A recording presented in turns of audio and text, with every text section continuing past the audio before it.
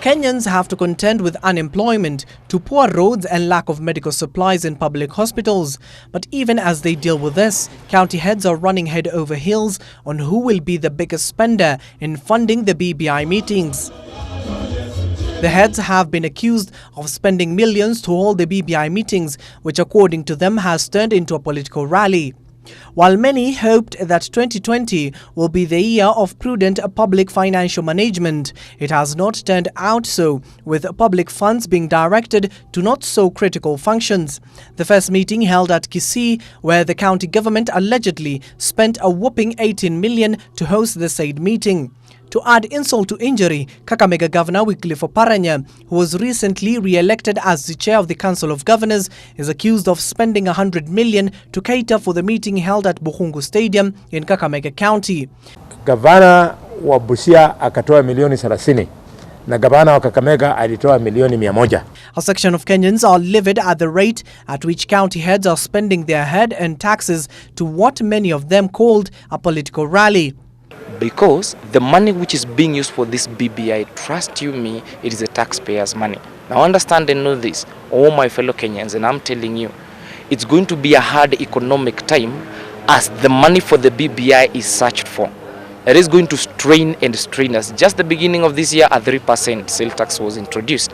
It's going to continue in such a trend until they can amass all the money that they need for the BBI.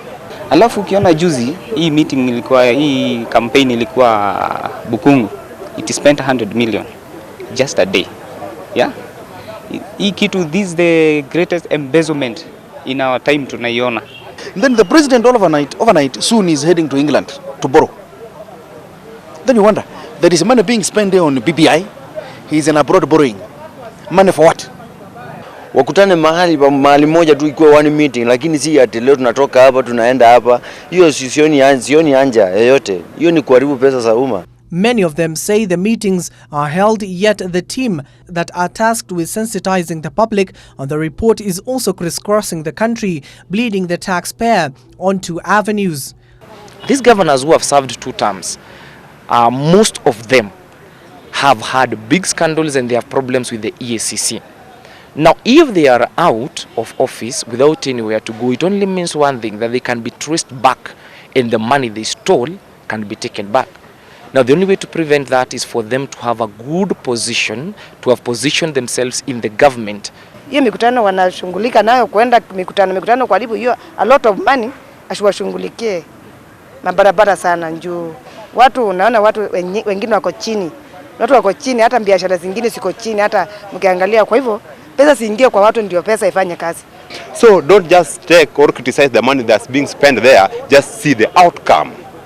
All right? Just see the outcome of that. Will worth more than that 100 million people are complaining about. Variously, county heads have been up in arms over the late allocation of resources to county government from the treasury.